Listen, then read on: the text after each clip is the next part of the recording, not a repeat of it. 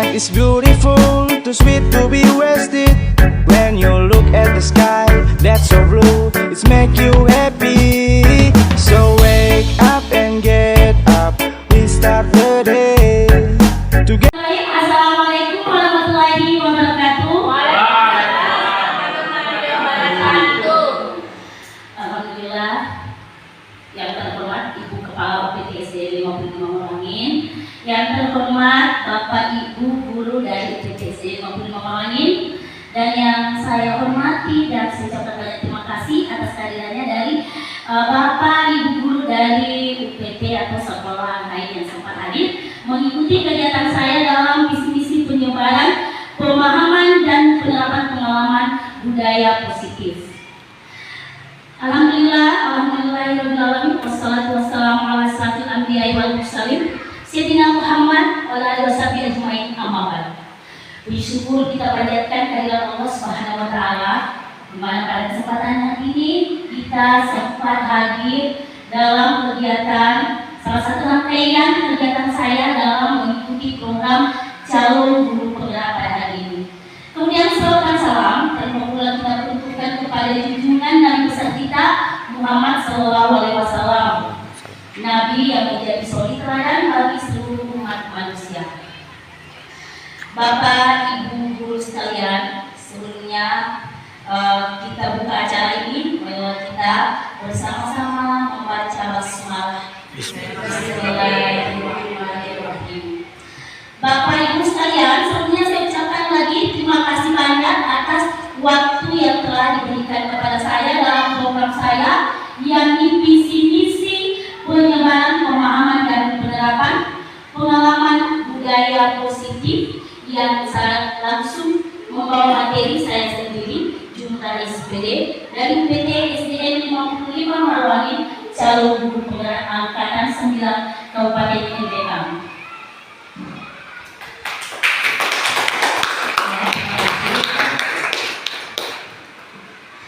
Ya Bapak Ibu, sebelumnya saya memulai kegiatan ini, saya tanya dulu bagaimana, masih semangat semua? Alhamdulillah. Ada semangatnya. Kalau begitu, karena saya ini sudah siang, barangkali semangatnya sudah sedikit dulu, barangkali kan dari pagi. Kalau begitu saya mau tahu, saya mau lihat bukti semangatnya bagaimana. Kalau saya bilang UPT SD 55 Merangin, luar biasa ya, luar biasa. Ya, UPT SD 55 Merangin, luar biasa. Sekali lagi, UPT SD 55 Merangin, luar biasa. Tangan untuk kita semua dulu. Terima kasih banyak Bapak Ibu sekalian. Untuk mengefisienkan waktu, saya langsung saja ya. Untuk pemaparan materi saya yakni penyebaran pemahaman dan penerapan pengalaman budaya positif. Nah, Bapak Ibu sekalian, kalau saya berbicara tentang budaya positif, kira-kira dalam benak Bapak Ibu guru sekalian ini, apa yang terbesit di pikiran Bapak Ibu? Ada yang bisa memberikan komentar sedikit? Kira-kira kalau saya bilang budaya positif yang ada di sekolah, kira-kira seperti apa ya? Ya, sampah ambil. Ya, sampah, ya betul. Apa lagi yang nilainya berbentuk positif? Budaya sampah salah. Iya, budaya salah, bagus sekali. Ada lagi? Budaya menghormati. Saling menghormati, betul sekali. Tadi di beberapa sekolah Salat berjamaah. iya, luar biasa. Saling berjamaah semuanya dulu. Iya, alhamdulillah. Bapak Ibu, kenapa saya bertanya demikian? Itulah bukti bahwa penerapan budaya positif itu sudah muncul sejak dulu kala di sekolah kita. Nah Bapak Ibu, kalau saya bertanya tentang budaya positif, itu budaya positif perlu nggak diterapkan di pemahaman di sekolah? Iya, sepaham ya Bapak Ibu? Iya betul sekali. Kenapa saya bilang perlu penerapan budaya positif? Karena kenapa? Ini sangat penting kaitannya Bapak Ibu. Bukan hanya untuk guru saya, pemahaman untuk guru saya, akan tetapi harus berikan juga pemahaman kepada siswa kita, terlebih-lebih dari lingkungan sekolah kita yang semua yang terkait tentang lingkungan sekolah kita, termasuk siswa, orang tua siswa dan sebagainya. maupun dengan masyarakat yang ada. Karena kenapa Bapak Ibu? Tanpa adanya kolaborasi pemahaman tentang budaya positif, jangan harap ada kesuksesan yang terjadi untuk penerapan budaya positif di sekolah kita. Ya Bapak Ibu, lanjut ya.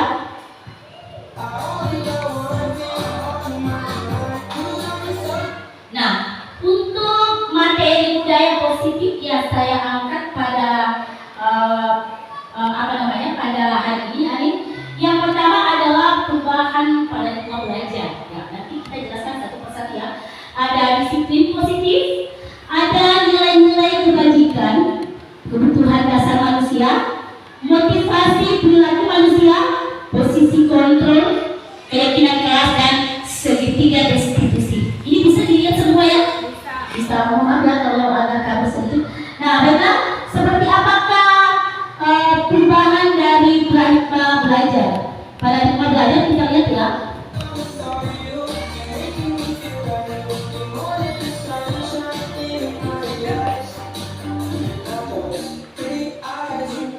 Ya, lanjut Bapak Ibu.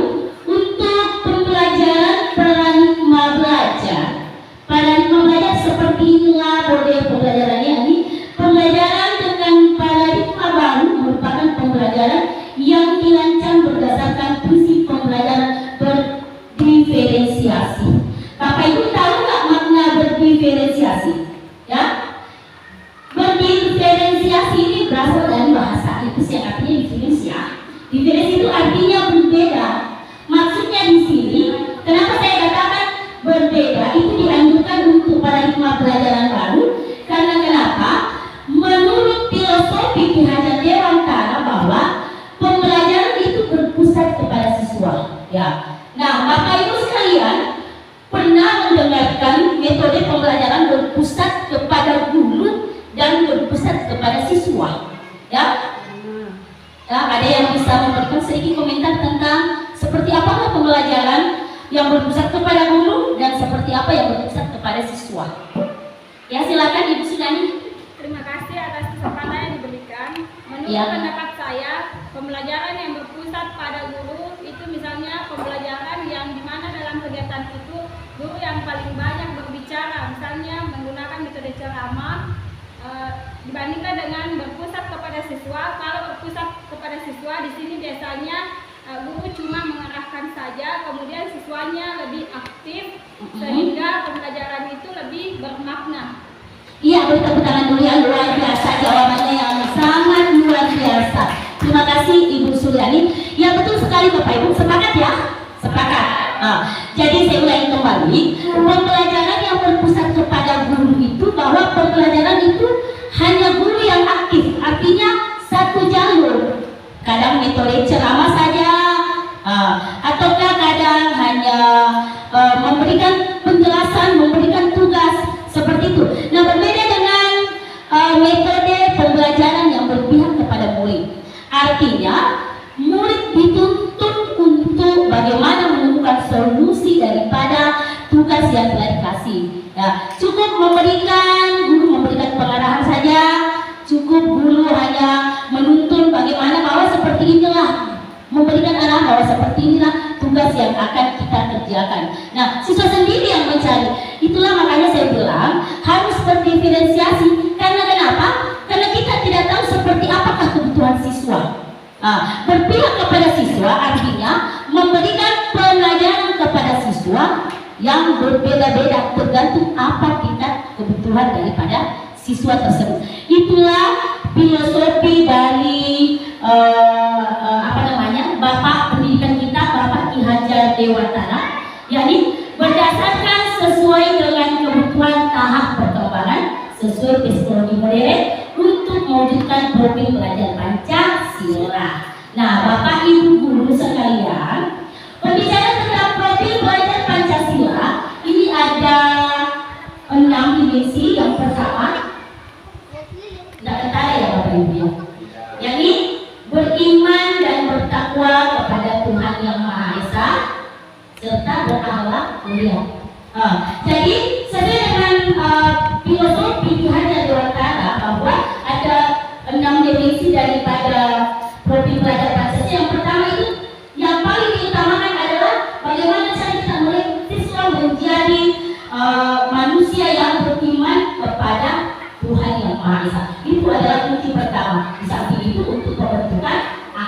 mulia bagi siswa kita. Yang kedua,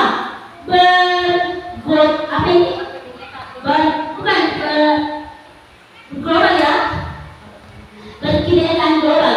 Maksudnya di sini berkebinekaan global ini sudah mengarah kepada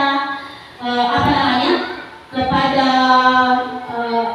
kebudayaan kita. Kita memiliki kebudayaan ya, beragam kebudayaan. Inilah makanya selalu mengacu kepada tidak lepas dari kebudayaan dan tidak lepas pula dari perkembangan zaman. Ya Bapak Ibu, lanjut ya.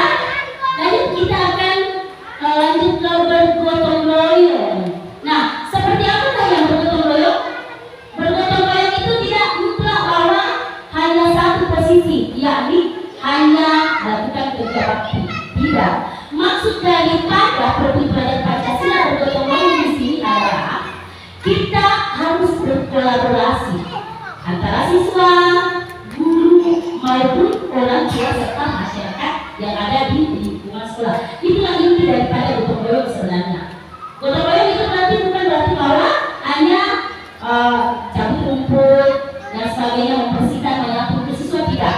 Sulai kembali bergotong royong yang dimaksud di sini adalah ada kolaborasi antara guru, siswa serta orang tua beserta dengan lingkungan yang ada di sekitar kita.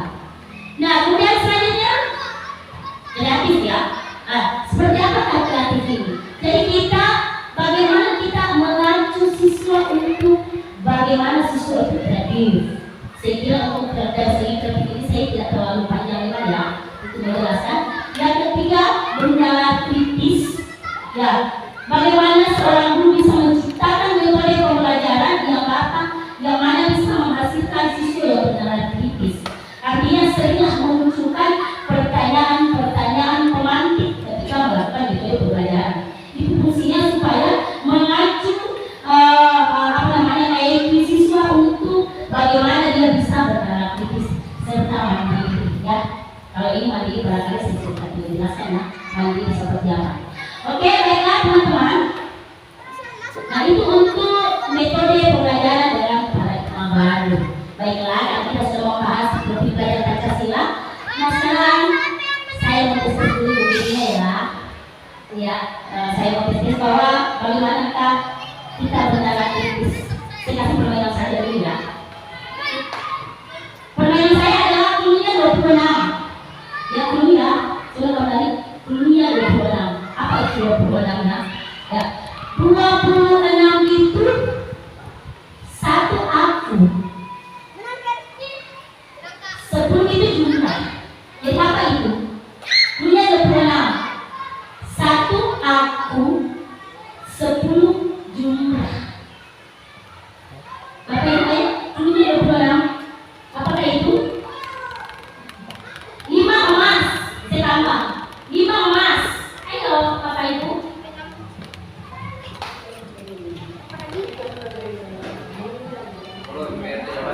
Saya klunya 26.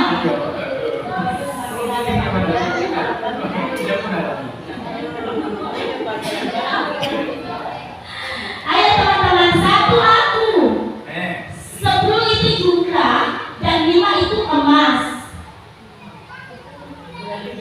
Banyak pertanyaannya. Apa itu?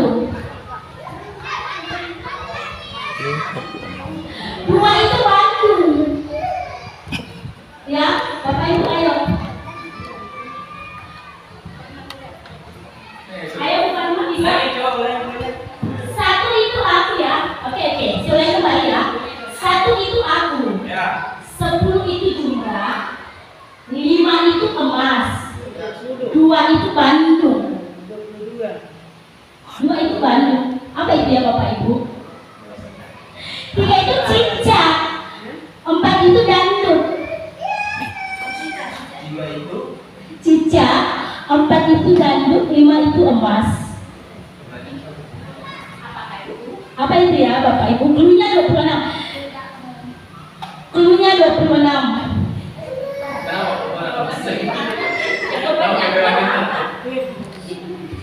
Oke, bagaimana teman-teman?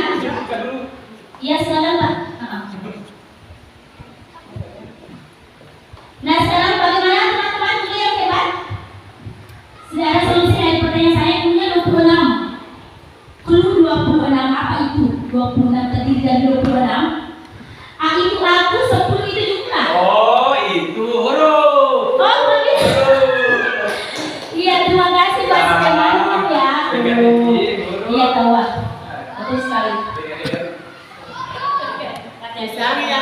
buat kalimat itu tadi.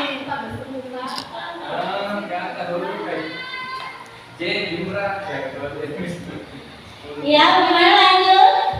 Masih semangat semua? Nah, Masih semangat semua? UPTSD 25 berlari? luar biasa. Alhamdulillah, terima kasih. Oke, Bapak Ibu tidak lagi ya.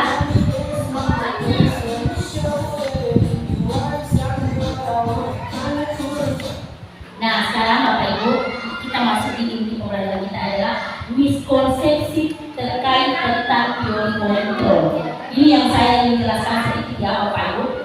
Jadi teori kontrol, kalau saya tanya Bapak Ibu, kira-kira kalau Bapak Ibu itu mengontrol siswanya, mampu tidak melakukan pengontrolan? Mampu? Yakin mampu? Nah, baiklah Bapak Ibu, kita jelaskan satu-satu ya. Untuk mengontrol siswa itu sebenarnya itu juga merupakan salah satu metode, tapi itu tidak bisa bertahan lama. Kenapa saya katakan Ibu tidak bisa bertahan lama? Karena kita tidak bisa standby dengan siswa kita selama 24 jam dulu. Oleh karena itu, nah yang pertama kita bahas tentang ilusi guru mengontrol murid. Seperti yang saya katakan tadi bahwa kita tidak mampu mengontrol siswa kita selama 24 jam. Nah, meskipun kita mengatakan kepada siswa kita bahwa anak-anakku sekalian, itu adalah salah yang kau lakukan sekarang. Oke, pada saat itu siswa mampu untuk menerima. Ya, akan tetapi ini tidak bisa bertahan lama karena kenapa? Seperti yang saya katakan bahwa kita harus menumbuhkan motivasi intrinsik, artinya motivasi yang muncul dari dalam diri siswa sendiri. Seperti apakah itu? Kesadaran siswa sendiri, Bapak Ibu. Jadi untuk mengontrol siswa kita tidak mampu Ibu ya. Karena kenapa? Karena otomatis kita tidak bisa standby selama 24 jam. Jadi kalau hanya sekedar mengontrol bahwa salah yang kau kerjakan untuk selanjutnya itu tidak bisa. Ya. Kemudian yang kedua adalah ilusi bahwa semua penguatan positif itu efektif dan bermanfaat. Ya. Ya, seperti yang saya katakan, seperti apakah penguatan positif? Penguatan positif itu bahwa siswa selalu diberikan penguatan seperti pujian, seperti penghargaan. Itu tidak bertahan lama Bapak Ibu. Itu tidak bertahan lama. Kenapa saya katakan tidak bertahan lama? Karena siswa itu hanya akan nanti muncul keinginan untuk belajar ketika dia dipuji. Ya, boleh dipakai tapi jangan selamanya karena tidak bertahan lama. Semuanya hanya ilusi. Jadi kapan siswa motivasi dari diri siswa itu tidak sendiri yang berasal dari dirinya, itu tidak akan bisa bertahan lama Bapak Ibu. Siswa tidak akan mengalami perubahan kalau hanya dalam bentuk penguatan positif saja. Ingin dipuji, ingin diberikan penghargaan, tidak.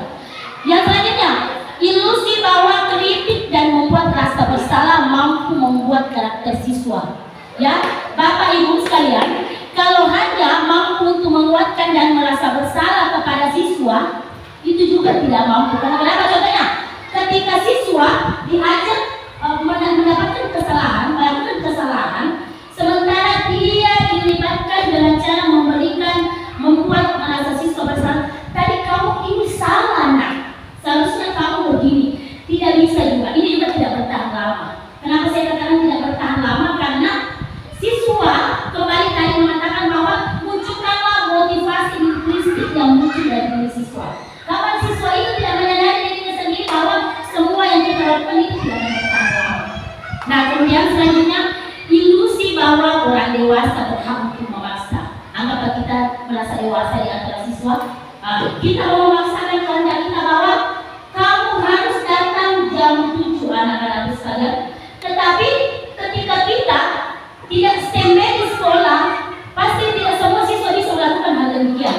Ya, tidak semua. Anggaplah contoh kecil ya, contoh kecil, mohon maaf ibu kepala sekolah. Ibu kepala sekolah mengatakan bahwa Bapak Ibu standby sebelum jam 7. Ya, oke lah, anggaplah kita mematuhi aturan bahwa kepala sekolah kita yang mengatakan demikian, kita mematuhi dalam 1-2 hari karena itu perintah dari kepala sekolah. Akan tetapi bagaimana ketika kepala sekolah melakukan perjalanan dinas keluar?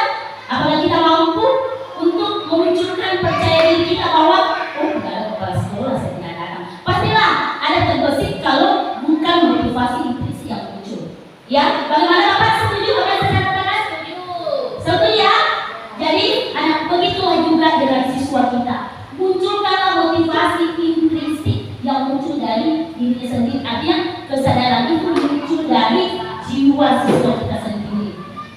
dengan memaksakan kehendak, tidak bisa dengan memberikan penghargaan, tidak bisa membuat rasa siswa bersalah, dan lebih tidak bisa membuat siswa. Seperti itu Bapak Ibu. Oke, lanjut.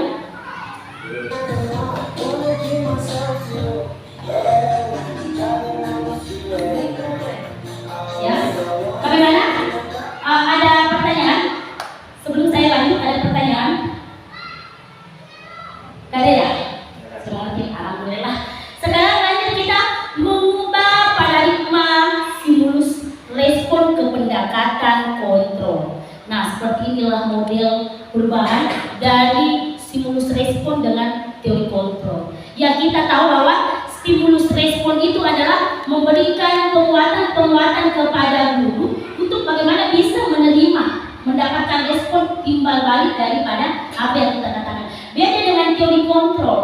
Teori kontrol ini adalah memberikan kesempatan kepada siswa untuk bagaimana siswa tersebut bisa mengubah diri sendiri. Nah, coba kita lihat yang pertama adalah realitas atau kebutuhan kita sama. Begitu untuk stimulus responnya ya. Sementara untuk teori kontrolnya, ternyata realitanya kebutuhan kita berbeda. Jelas sekali Bapak Ibu. Kita memiliki siswa yang beragam, otomatis memiliki kebutuhan yang berbeda juga. Ya. Oke, lanjut. Di mana semua orang memiliki hal yang sama.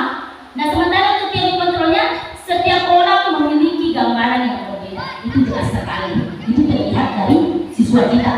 Jangan jauh-jauh dari siswa yang beratus jumlahnya. Dari kita saja yang hanya menghitung jari, 10 jari itu memiliki perbedaan ya, memiliki gambaran. Seperti apa gambaran itu? Gambaran itu adalah hasilnya yang berbeda. Apa keinginannya? Keinginan kita yang berbeda. Seperti ini maksud saya. Selanjutnya, kita mencoba mengubah orang agar berpandangan sama dengan kita. Itulah paradigma atau stimulus respon yang dulu. Sementara untuk teori kontrol, kita merubah pemahaman pandangan orang lain tentang dunia. Coba lihat perbedaannya. Pandangan orang lain tentang dunia sementara ini harus disamakan sama persepsi. Nah, yang seharusnya itu memahami pandangan orang lain tentang dunia. Oke, lanjut. Perilaku buruk dilihat sebagai suatu kesalahan. Perilaku yang muncul itu karena melihat kesalahan anak-anak. Ternyata untuk teori kontrol, semua perilaku memiliki tujuan. Jadi ketika Bapak Ibu memiliki anak-anak kita memiliki kesalahan, jangan langsung diponis. Tadi kamu begini dan sebagainya. Tidak.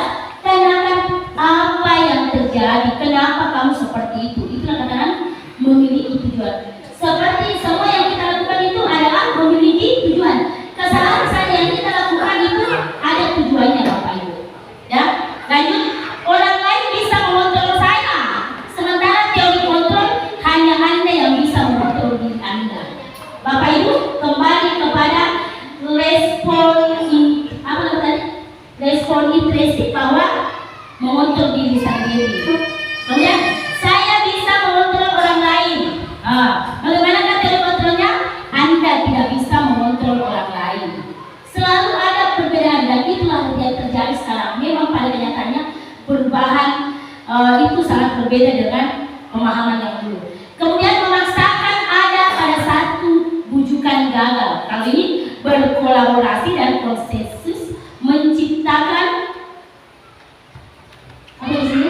pilihan-pilihan baru. Kemudian ketiga, model berpihak kepada menang dan kalah, sedangkan berpihak ke teori kontrol model berpihak menang-menang. Oke, lanjut ya Bapak Ibu.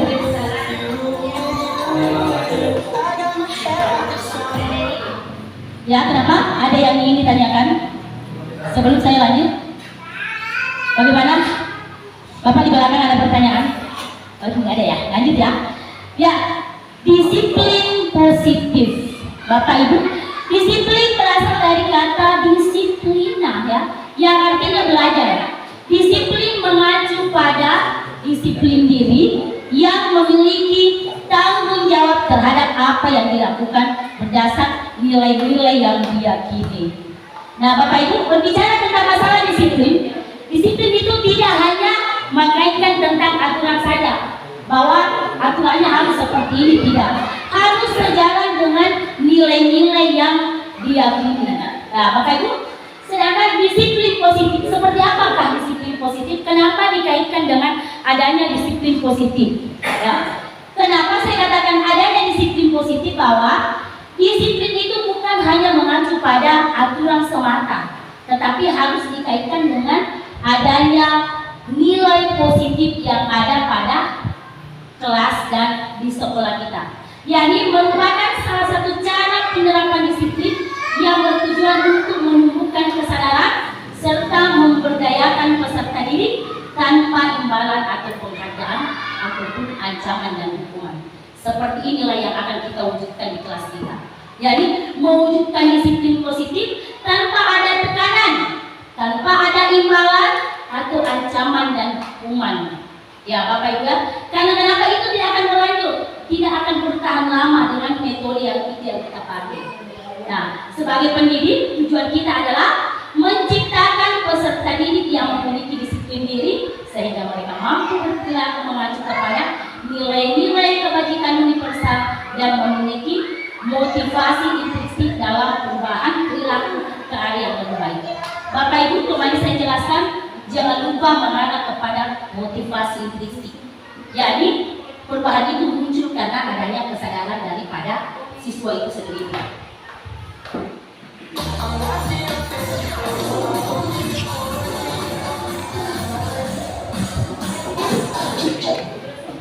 Nah, lanjut.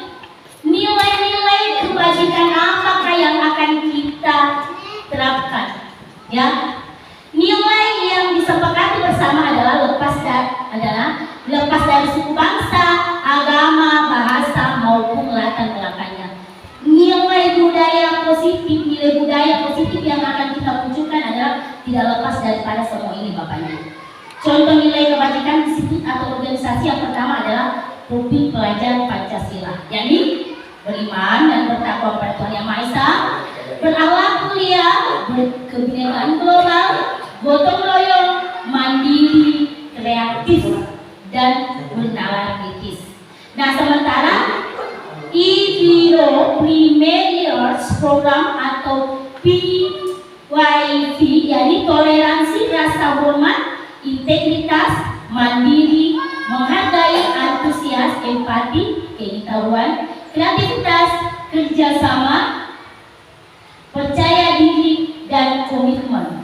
Nah, keterampilan hidup atau life skill adalah dipercaya, lurus hati, pendengar yang aktif, tidak merendahkan orang lain, dan memberikan apa di sini?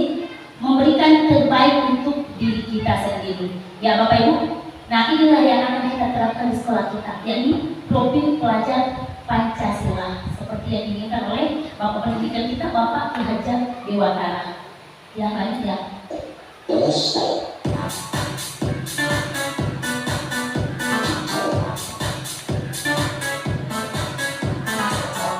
Ya, kebutuhan dasar manusia Bapak Ibu. Lanjut. Pembahasan kedua adalah kebutuhan dasar manusia. Kebutuhan dasar manusia adalah segala sesuatu yang kita lakukan untuk mendapatkan apa yang kita inginkan. Seluruh tindakan yang kita lakukan memiliki tujuan tertentu, dan semua usaha terbaik yang kita lakukan adalah dalam rangka ada kebutuhan dasar kita terpenuhi dengan baik. Seperti inilah. Jadi Bapak Ibu, kebutuhan dasar manusia adalah segala sesuatu yang kita lakukan, apa yang kita inginkan. Inilah sebenarnya konsep dari kebutuhan kita. Apa yang ingin kita inginkan, seperti itulah kita memberikan metode pembelajaran sesuai dengan apa yang diinginkan oleh siswa kita. Ya, memanglah seperti itulah metode pembelajaran yang akan kita lakukan Bapak Ibu. Kita harus bisa aktif bagaimana kita mengetahui semua kebutuhan siswa. Ya, Bapak Ibu sepakat? Ya, Bapak Ibu ya. Oke, lanjut.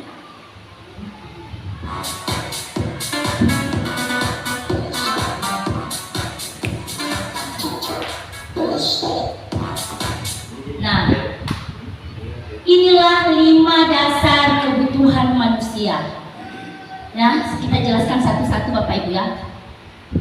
Siswa kita itu Kalau tidak terpenuhi, salah satu tidak terpenuhi, ini akan melakukan tindakan di luar dari kewajarannya, Bapak Ibu ya. Yang pertama, bertahan hidup, makan, pakaian, tempat tinggal, keamanan,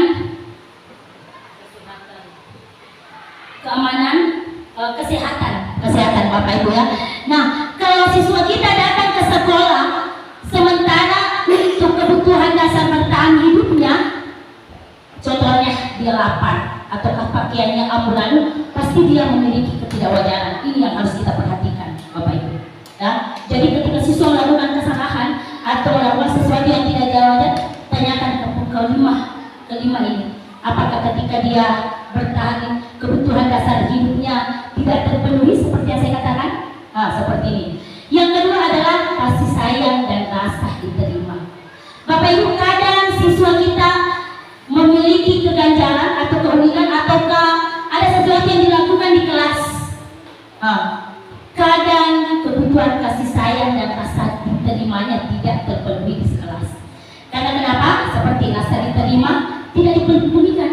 Artinya siswa kita merasa tidak dipenuhi kebutuhan atau merasa tidak dipedulikan, merasa kurang kerjasama menjadi bagian kelompok. Jadi tanyakan Bapak Ibu, anak-anakku kenapa kamu begini? Barangkali sisi ini yang tidak terpenuhi Bapak Ibu ya, ini yang tidak terpenuhi. Kemudian penguasaan, kebutuhan yang ketiga adalah dasar penguasaan, yakni harga diri, keinginan untuk dianggap pemimpin, berprestasi dan diakui di dalam. Kadang itu ada siswa mau diakui ya, mau diakui bahwa saya seperti ini Bapak Ibu. Nah, seperti inilah yang dimaksud dengan dasar penguasaan. Berarti ada ini yang tidak dipenuhi oleh siswa tersebut. Karakter inilah yang tidak dimiliki oleh siswa tersebut. Nah, ketiga adalah kebebasan. Kebebasan adalah mandiri, memiliki pilihan, mencoba hal baru, mampu mengendalikan arah dirinya. Bapak Ibu, berikanlah kebebasan kepada siswa kita di kelas, apa yang dia mau. Karena kenapa? Ketika siswa tidak diberikan kebebasan, maka siswa itu akan memberontak Bapak Ibu. Contoh kecil ya, apa yang bisa saya kasihkan untuk sebagai contoh kecil, ketika siswa ada di kelas melakukan kesalahan, tanyakan ada apa dengan kamu. Berarti ada dasar kebutuhan dasar kebebasannya ini tidak terpenuhi. Ya. Kemudian kesenangan, ini yang paling diinginkan oleh siswa Bapak Ibu. Kebutuhan dasar manusia atau siswa kita inilah yang paling diinginkan oleh siswa. Ya, bermain. Dengan bermain maka siswa akan memiliki antusias dalam mengikuti kegiatan. Bapak Ibu, banyak metode pembelajaran yang bisa kita pakai. Ya, kenapa pelajaran olahraga itu diminati oleh siswa? Bagaimana Bapak olahraga bisa memberikan sedikit penjelasan? Saya masih ingat sedikit.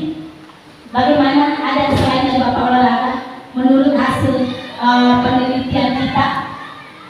Ya, karena kenapa Bapak Ibu? Oh, betul sekali, luar biasa, mantap Ibu kepala sekolah. Karena ini kebebasan dan kesenangan yang terpenuhi. Ya, saya masih ingat sekali ketika dulu di pelajaran apa ya? Saya masih mengajar dulu di kelas 3 Bapak Ibu ya. Dulu waktunya pelajaran PJOK, anak-anak itu sudah antusias mau ganti baju. Saking dicintainya lah anak-anak oleh pelajaran PJOK. Karena kenapa? Kebutuhan kesenangan bermain dan kebebasan sambil belajar inilah yang terpenuhi di olahraga. Jadi pelajaran olahraga itu sudah memerdekakan siswa Bapak Ibu. Kenapa wali kelas kelas 1 dan ketika kita belajar di kelas, kenapa tidak bisa melakukan hal demikian? Bisa Bapak Ibu, munculkanlah metode pembelajaran yang berdiferensiasi, yakni metode pembelajaran yang berbeda-beda sesuai dengan apa yang diinginkan siswa. Ada pertanyaan Bapak Ibu bahwa apakah semua keinginan dari kebutuhan siswa itu bisa kita penuhi dalam setiap mata pelajaran setiap kita masuk? Jawabannya Bapak Ibu, tidak semua ya Bapak Ibu. Tidak semua, bahwa si suka discussion, si B suka bermain, si C suka mendengarkan, si D suka games. Tidak semua Bapak Ibu. Dan caranya adalah ketika melakukan metode pembelajaran, lakukanlah sesuai dengan apa yang ada di materi kita. Kalau kita materi pertama kita bisa memunculkan diskusi, silakan munculkan, karena itu akan menimbulkan motivasi siswa untuk bagaimana siswa dapat bernalar kritis, mandiri, bagaimana bisa memunculkan tanggapan-tanggapan bernalar kritisnya ketika menjawab pertanyaan-pertanyaan dari presentasi hasil diskusi temannya.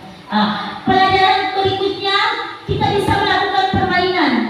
Tapi Bapak Ibu, kalau saya melihat metode yang kita sudah pakai di UPT SDN 55 Marwami itu sudah 40% kita gunakan Merdeka Belajar. Ya, cuma sebelum kita mengetahui seperti apakah metode belajar itu, kita tidak tahu bahwa sebenarnya kita sudah menggunakan. Ya, itu terlihat bagaimana aktifnya Bapak Ibu di kelas.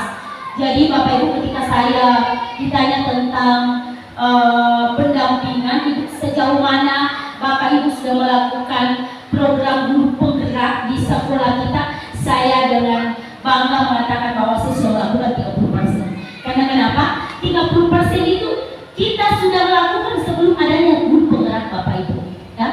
Dan itu terlihat dari semua sisi kelas yang ada di kelas kita. Bagaimana Bapak Ibu kepala sekolah, sepakat apa yang saya katakan? Iya. Beri tepuk tangan dulu untuk sekolah kita. UPT SDN 55 Marwangin. UPT SDN 55 Marwangin. Mantap, tepuk tangannya dulu, mana dong? Ya lanjut ya Bapak Ibu, lanjut. Ada pertanyaan? Ya. Silakan. Atas kesempatan yang diberikan. Jadi ada tadi di sini yang materi ibu tentang disiplin kreatif.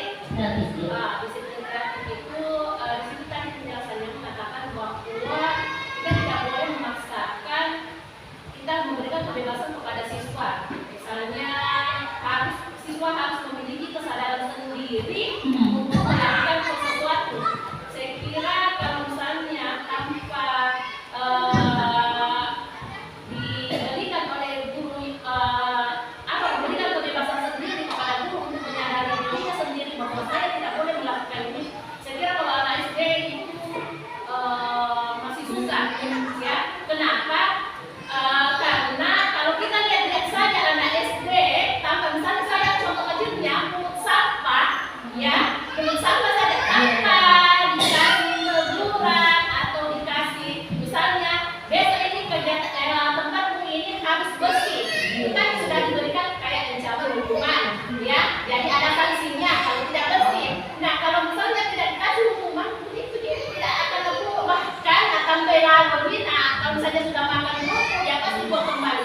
Saya kira saya agak kurang sedikit sependapat dengan hal itu mengenai tentang hukuman. Saya kira hukuman untuk siswa itu juga perlu, tapi yang sewajarnya. Terima kasih.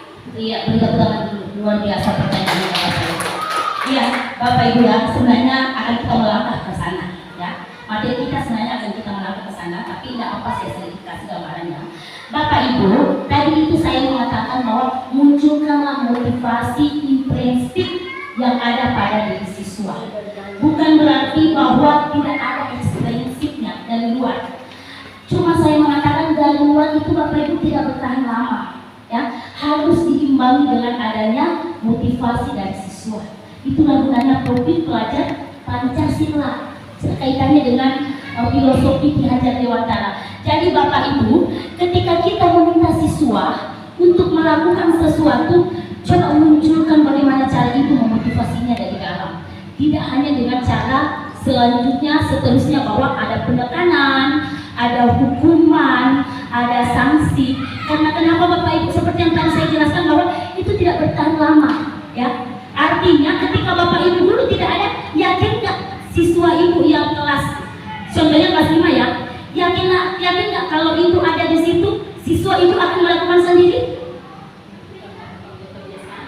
Ya, saya yakin karena seperti yang saya katakan tadi bahwa kita itu memiliki kepala lebih dari 100. Meskipun ada anak-anak satu bisa melakukan hal demikian, tetapi siswa tidak akan mampu untuk secara menyeluruh melakukan hal demikian. Karena kenapa Bapak Ibu cobalah untuk memunculkan intrinsik dari dalam siswa tersebut. Karena saya yakin Bapak Ibu kalau hanya dalam tertentu hukuman itu hanya mampu, hanya sebentar. Itu pun kalau Bapak gurunya tidak ada, ya. Bapak gurunya tidak ada. Ketika Bapak Ibu guru ketika Bapak Ibu guru tidak ada, saya yakin bahwa tidak semuanya siswa mampu untuk seperti itu, ya. Oke lah, tidak apa-apa, oke, sewajarnya kasih hukuman, tapi jangan membiasakan Bapak Ibu, jangan membiasakan karena siswa akan terlena dengan hukuman itu, ya. Apalagi melihat kondisi sekarang Bapak Ibu, sedikit saja mengenah badan siswa itu akan komplain. Orang tua akan komplain. Berarti makanya Bapak Ibu, malah kita berusaha. Bagaimana cara Bapak Ibu menjadi pengontrol siswa kita? Nanti kita akan bahas ke depannya. Ibu ya, nanti saya lanjut. Nah, motivasi perilaku manusia inilah yang muncul dari luar. Instinktif adalah untuk menghindari ketidaknyamanan hukuman. Siswa yang mendapat dorongan hanya luar, seperti dapat hukuman nanti bekerja ketika dapat hukuman, nanti bekerja ketika mendapatkan penghargaan. Ketika nanti dihukum hanya akan inilah yang akan muncul di siswa, menghindari hukuman atau ketidaknyamanan.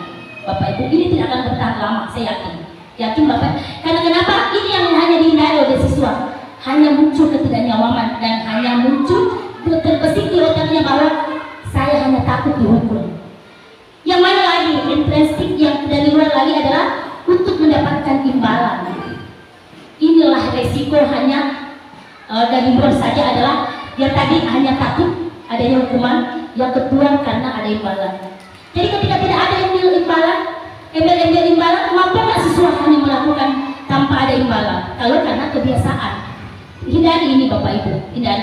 Boleh, artinya jangan berlarut-larut, harus ini yang kita pakai, ya, untuk menjadi orang yang mereka inginkan, menghargai diri sendiri dengan nilai yang mereka percaya. Tadi saya sudah ambil contoh kita sendiri Bapak Ibu ya, ketika ada perintah dari kepala sekolah, bagaimana kalau kepala sekolahnya melakukan perjalanan dinas? Mampu tidak kita melakukan, kalau memang tidak ada terbesit di pikiran kita bahwa ayo kita harus menjadi diri kita, harus percaya diri melakukan kegiatan-kegiatan tanpa adanya perintah. Bapak Ibu, bagaimana Bapak Ibu, sepakat? Ya, lanjut ya. Dicoba. Iya, harus dicoba Bapak Ibu.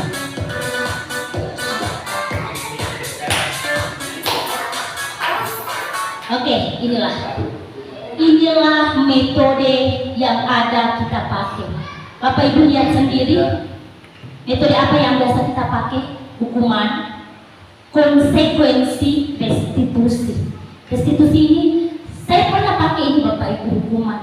Saya pernah pakai konsekuensi.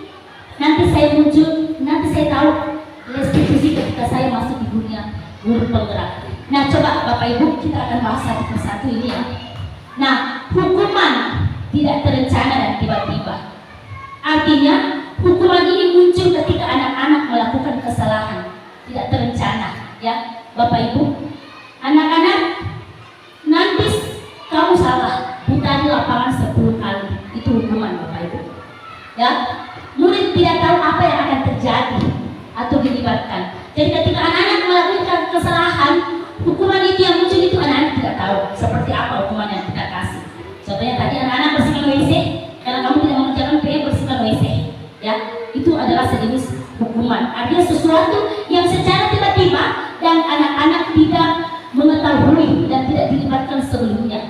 Nah, berupa hukuman fisik dan psikis. Fisik itu jelas ya, berhubungan dengan badan kita. Yang lebih parah Bapak Ibu itu adalah ketika hukumannya berbentuk psikis, moral siswa ya, mentalnya siswa yang digoncang Bapak Ibu. Ya, jadi Bapak Ibu sekalian, coba Bapak Ibu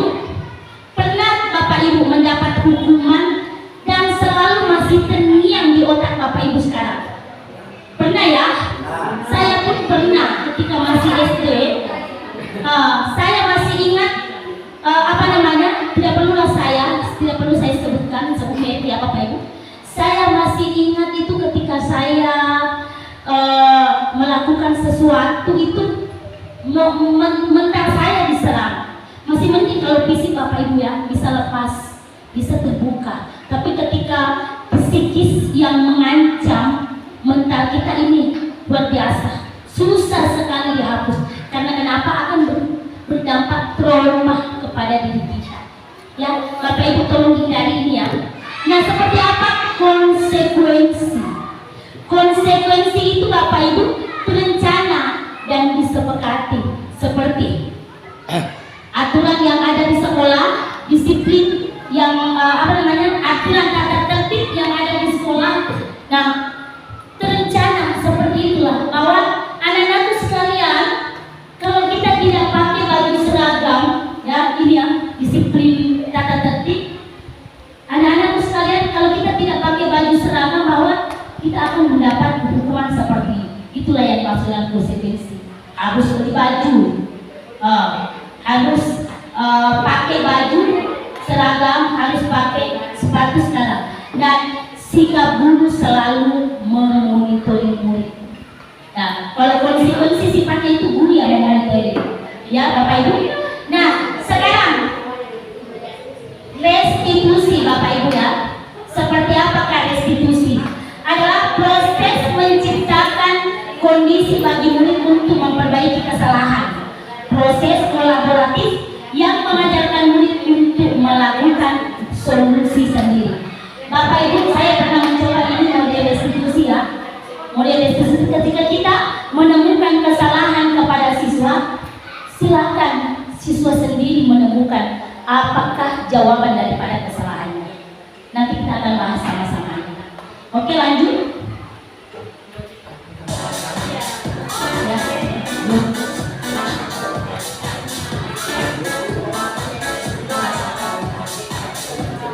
Nah, Bapak Ibu sekalian, kalau perhatikan dulu di sini, Bapak Ibu berada di posisi mana?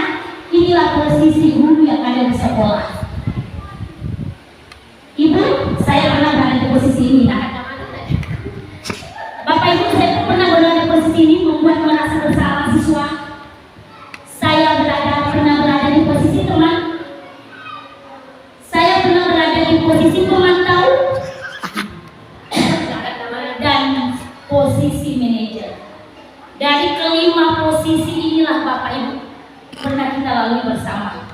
Dan posisi manakah yang Bapak Ibu anggap paling bagus? Ya, posisi mana? Mari kita jelaskan.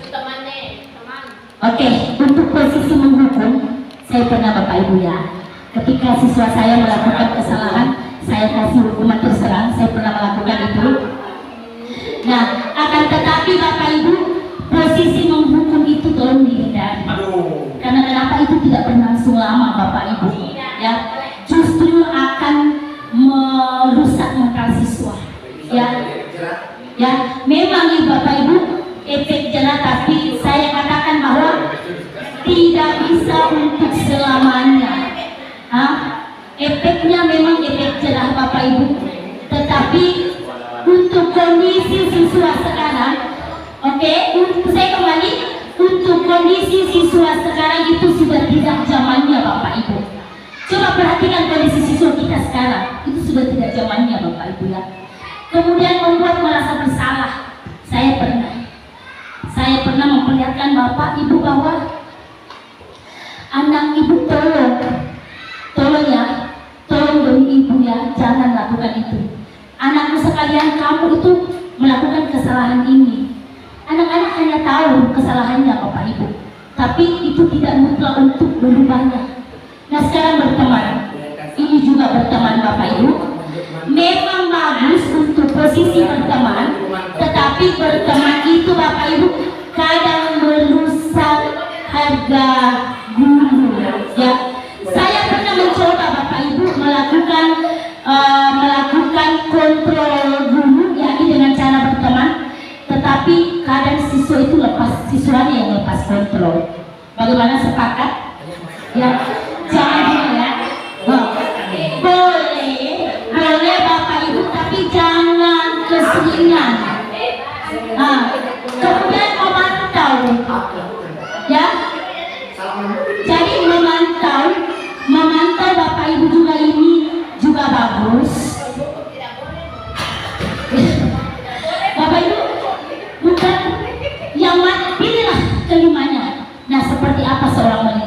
Jadi kita mendapatkannya itu cara penyelesaian bagaimana?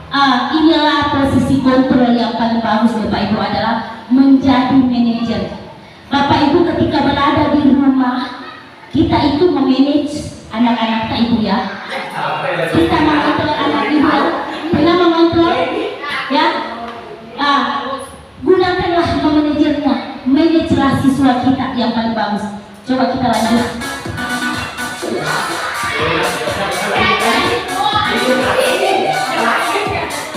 Ya, inilah contoh cara menghukum ya. Pernah kita lakukan Bapak Ibu, hormat kepada bendera selama 1 jam. Ya. Matian orang. Ya. Kemudian seperti apalah? Nanti Bapak sendiri lihat. Pernah nggak melakukan seperti itu? Pernah nggak berada di posisi itu? Posisi menghukum, hormat kepada bendera atau dan sebagainya? Seperti apa pembuat merasa bersalah? Berapa kali Bapak Ibu memberikan kamu selalu saja mengecewakan Bapak Ibu. Ya pernah ya? Pernah kita menyampaikan kepada siswa bahwa kamu membuat ibu kecewa. Kira-kira ibu berada di posisi mana?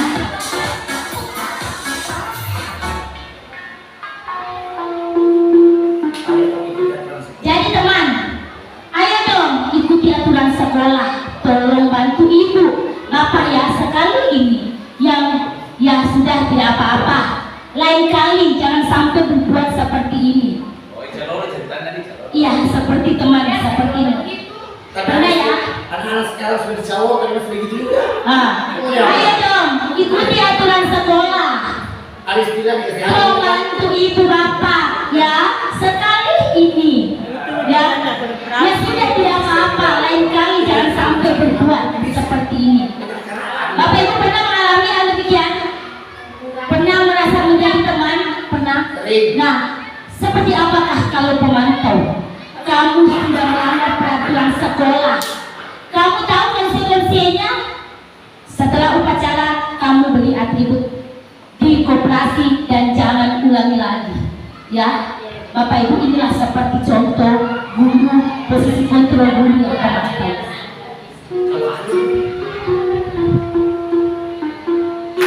Masih ada satu ya posisi kontrol manajer. Kalau kita menjadi seorang manajer Bapak Ibu, ketika anak-anak melakukan kesalahan, seperti inilah posisi kontrol seorang manajer. yakni apakah kamu tahu kesalahanmu? Tanyakanlah kepada siswa seperti ini, supaya anak-anak itu tahu apa kesalahannya. Jangan langsung tat. Anak-anak kamu begini, jangan ya anak-anak, supaya anak-anak itu menyadari kesalahannya. Dan biasanya Bapak Ibu, anak-anak semakin dikerasi, anak-anak itu semakin tidak mau mengakui kesalahan. Nah nanti Bapak Ibu sendiri bisa mencoba kalimat kontrol ini, bandingkan seperti apa ketika anak-anak melakukan kesalahan, apa hasil yang didapat dari itu. Apakah kamu tahu kesalahanmu? Nah, kira-kira bagaimana kamu memperbaiki kesalahanmu? Bapak Ibu, hasil yang akan kita capai seperti apa? Nah, Bapak Ibu boleh memilih, boleh mencoba kelima daripada posisi ini.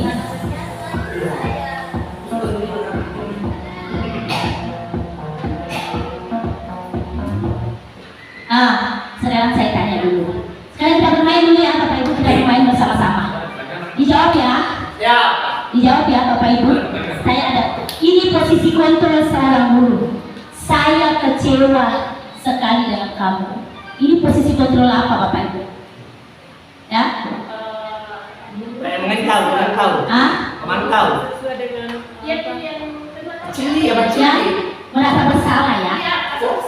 Ya betul sekali. Ini posisi kontrol merasa bersalah, membuat siswa merasa bersalah dengan memberikan penekanan kata-kata bahwa saya kecewa sekali dengan kamu. Tidak usangka kamu begitu. Ya Bapak Ibu ya. Oke, posisi kontrol kedua seperti apa? Kamu tidak pernah benar melakukan ini. Ini seperti apa? Kamu tidak pernah benar melakukannya. Ini pemantau ya. pemantau. Iya, pemantau. Kamu tidak pernah benar melakukan. Jadi kita pantau siswa kita seperti ini, dia tidak benar melakukan. Oke, sepakat ini pemantau ya? Iya, bagus.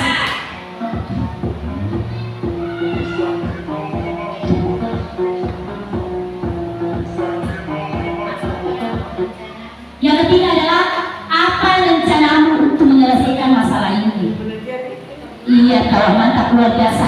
Ini adalah posisi manajer. Apa rencanamu untuk menyelesaikan masalah ini? Jadi memberikan kesempatan kepada siswa untuk dia sendiri melakukan apa hasil daripada itu. Bahwa ketika siswa melakukan kesalahan, bahwa kesalahan saya seperti ini, Bapak Ibu, saya sadari bahwa kesalahan seperti ini dan saya akan siap melakukan seperti ini. Jangan tinggalkan siswa kita ketika tidak tuntas apa yang dia lakukan. Guru hanya sebagai pengontrol, Bapak Ibu. Bukan berarti bahwa siswa tidak dipanggil ya. Bukan berarti bahwa kamu kesalahan ini silakan, tidak. Berikanlah kesadaran kepada siswa bahwa bagaimana cara untuk melakukan kesalahan. Ya.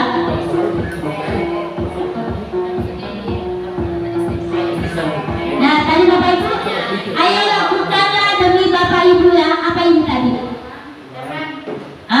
Ayolah lakukan demi Bapak Ibu. Seperti apa ini?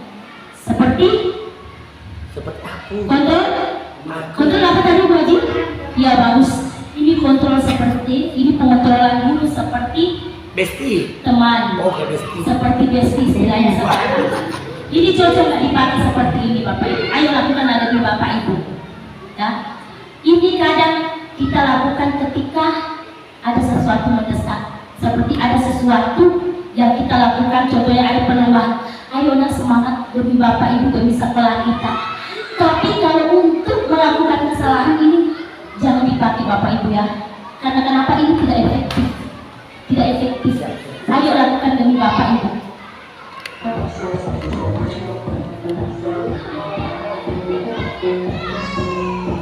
Oke, lanjut. Kamu tidak pernah mendapat nilai jika tidak mengerjakan tugas. Seperti apa ini? Hukuman ya. Kamu tidak pernah mendapat nilai jika tidak mengerjakan tugas itu. Bapak Ibu, agak mentong itu siswa Bapak Ibu bilang seperti ini tidak bisa juga. Jadi kondisikan siswa kita seperti apa? Jangan memberikan hukuman ketika siswa itu tidak jerah. Ya, boleh ada, tetapi kondisikanlah apa yang dibutuhkan oleh siswa kita.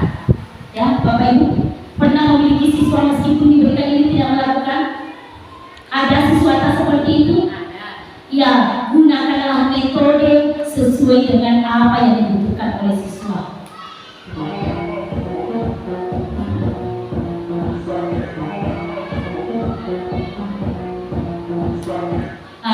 Bapak Ibu, kita sudah masuk ke keyakinan kelas. Inilah yang akan dibutuhkan oleh siswa. Bapak Ibu tolong berdiri sebentar, kita main-main dulu sedikit. Kayaknya Bapak Ibu ini sudah. Oke, Bapak Ibu berdiri silakan. Saya sudah lapar ya. Kalau karena Bapak Ibu kepala sekolah tidak mampu, boleh duduk saja menyimak. Bapak Ibu kita goyang sebentar.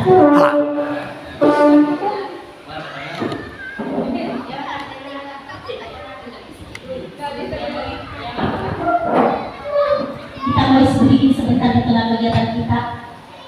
Aduh, maaf ya, tadi saya sempat kasih keluar.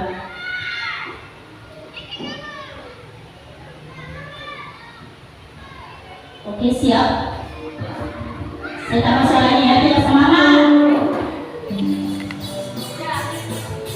Yang latihan juga latihan. Ayo Bapak ya. Tangan diputar-putar, berputar. Ayo, tangan diputar-putar, berjauh-jauh. Tangan diputar-putar, digoyang-goyang, digoyang-goyang, digoyang-goyang. Ayo semangat dulu.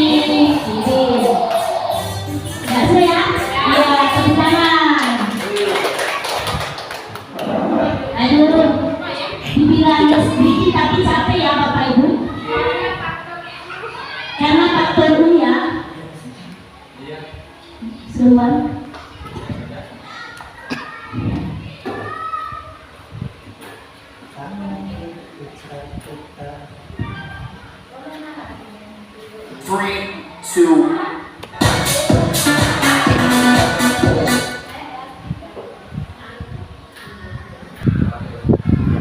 Iya Bapak Ibu, posisi manajer yang akan kita pakai adalah dalam bentuk segitiga restitusi. Ada jalan yang kita pakai Bapak Ibu seperti inilah. Nanti di program guru penggerak saya dapatkan model segitiga restitusi. Inilah posisi kontrol manajer yang dilakukan oleh guru ketika melakukan kesalahan. Ya, segitiga restitusi adalah suatu proses dialog yang dijalankan oleh guru agar dapat menghasilkan murid yang mandiri dan bertanggung jawab.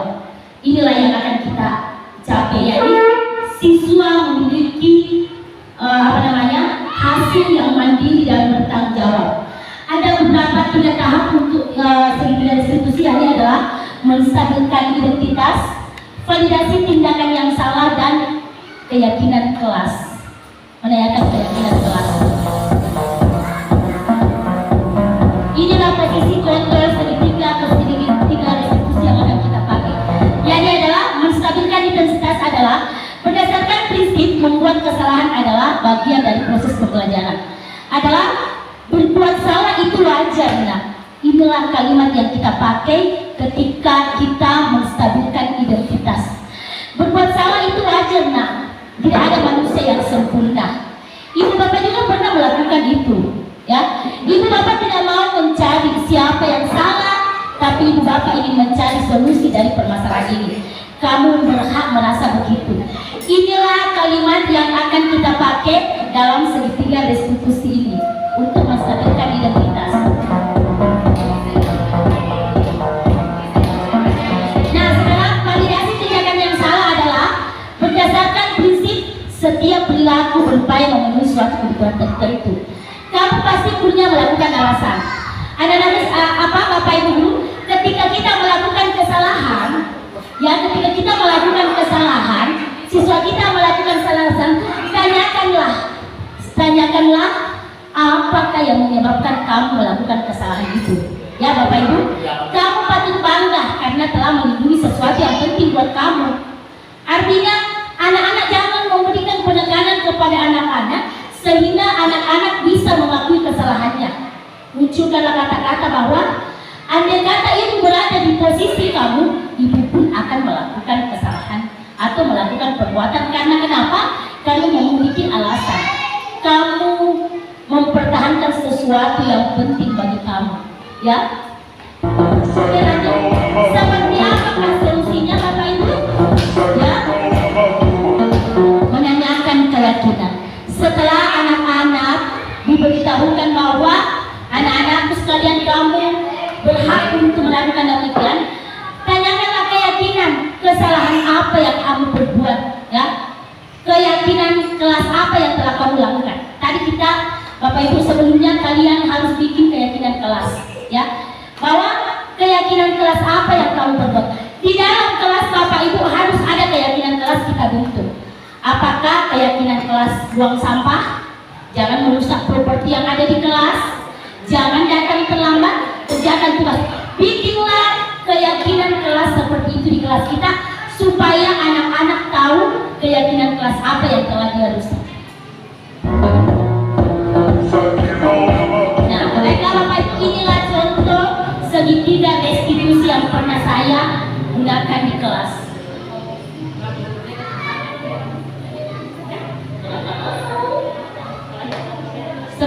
gitu Pak. Dan Bapak itu akan mendapatkan hasil dari ini.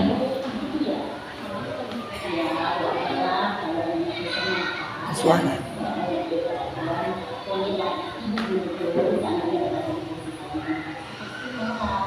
Seperti inilah contoh ibu gurunya cantik ya. Cantik.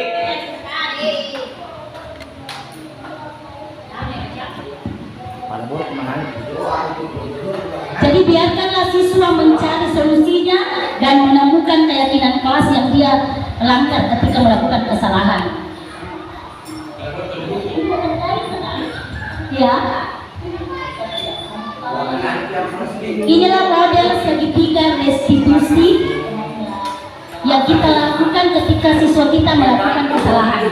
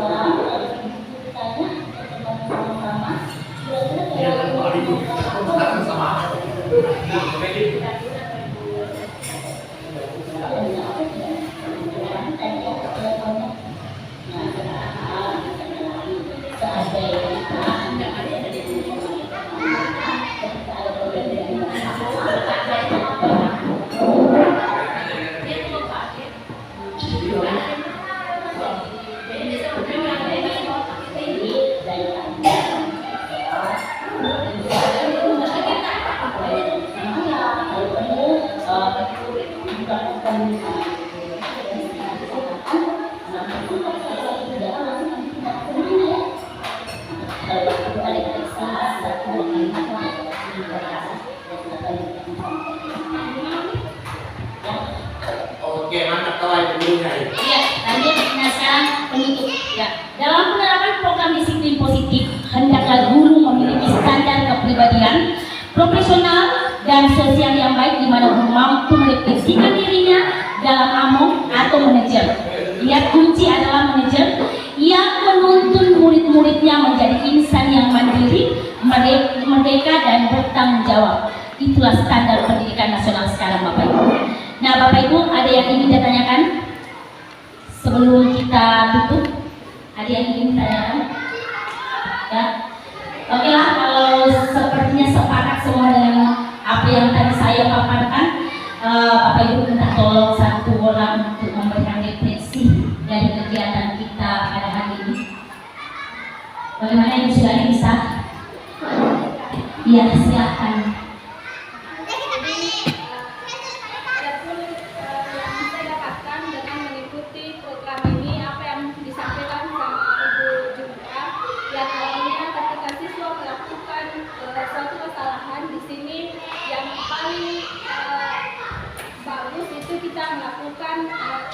Suatu kegiatan misalnya segitiga restitusi.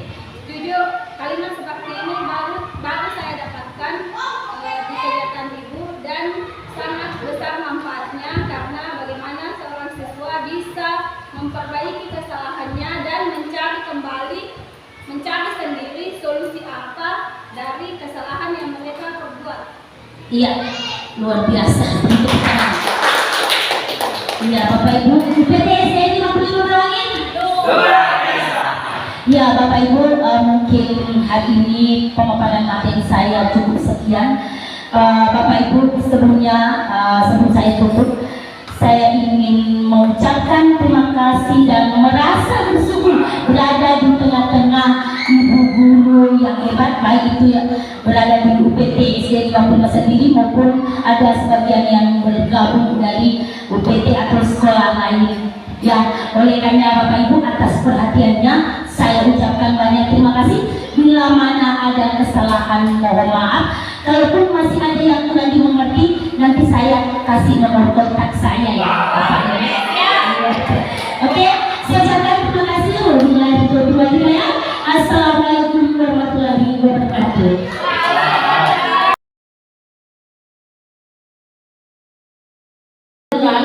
Aturan yang akan kita bentuk di kelas kita. Aturan apa itu? Ada yang sudah tahu tentang aturan? Adam? Sudah tahu tentang aturan?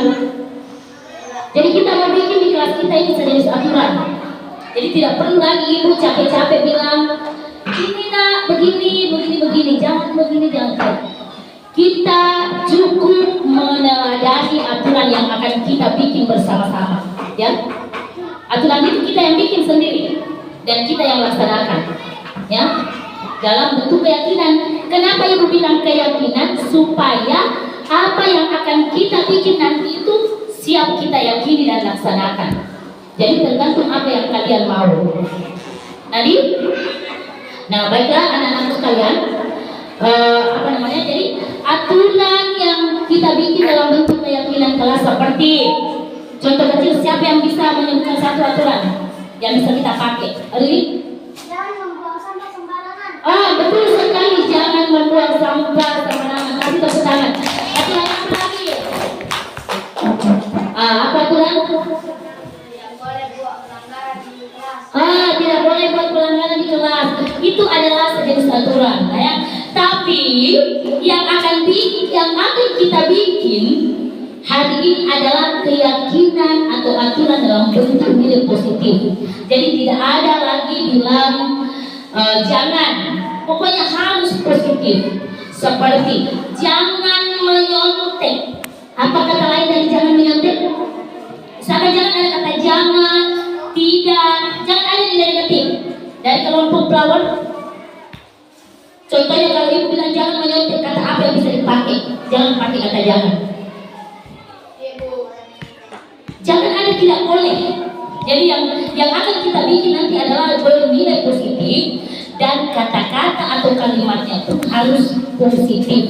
Tidak ada boleh kata tidak, bukan, jangan, tidak boleh pakai itu. Jadi contohnya tadi bilang jangan menyontek, berarti kalimatnya harus jujur melakukan jujur mengerjakan tugas. Menyontekkan itu tidak jujur. Jadi berarti kata lain dari tidak menyontek itu adalah kata jujur. Apalagi keyakinan yang akan kita bikin? Seperti apa lagi aturan atau keyakinan? Pokoknya keyakinan itu nanti kita kesepakati bersama. Jadi ceritanya kita mulai ya. Ibu bikin di sini papan, ada papan di sini nanti. Ibu minta satu orang satu bikin keyakinan apa yang akan kita yakini nanti, ya. Keyakinannya dalam bentuk aturan dengan nilai-nilai positif. Kalimatnya pun juga harus bernilai positif, ya. Nah sekarang ibu bagi ya.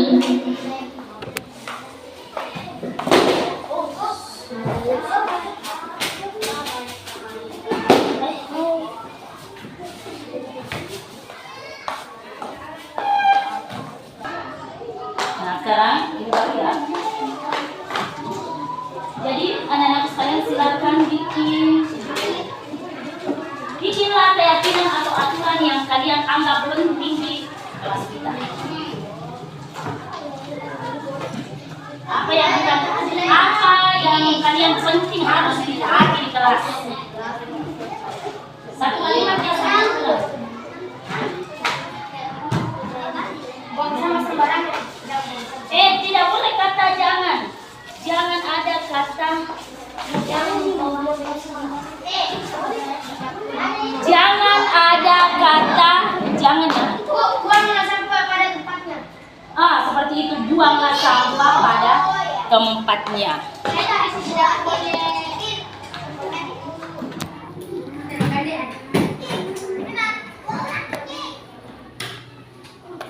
Ya, silakan ditulis. Jadi yang kalian tulis itu adalah kalimatnya harus positif. Jangan ada kata jangan. Tidak boleh membuang sampah. Kalau tidak boleh membuang sampah, apa kalimat yang paling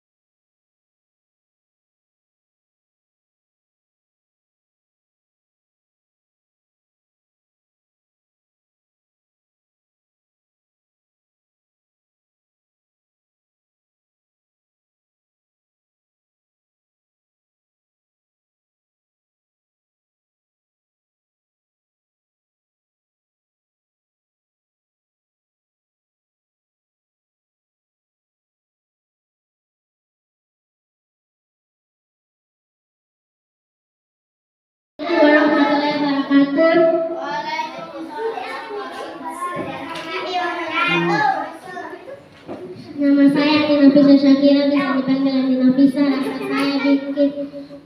Rasa saya bisa membuat keyakinan kelas. Saya ingin bertanggung jawab dan melaksanakannya.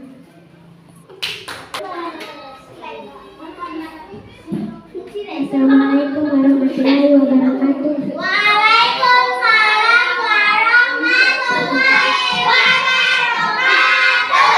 Perkenalkan, nama saya Tufaila Ibatul Ifat Alun M, bisa dipanggil Faila.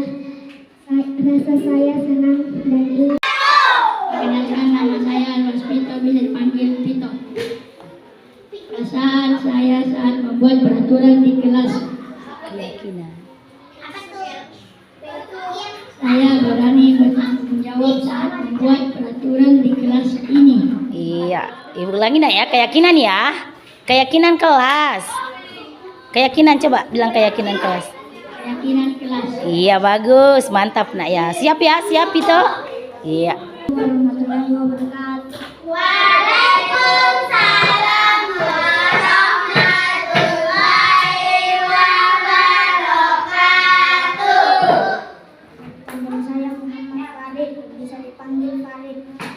Oh, Farid. Perasaan.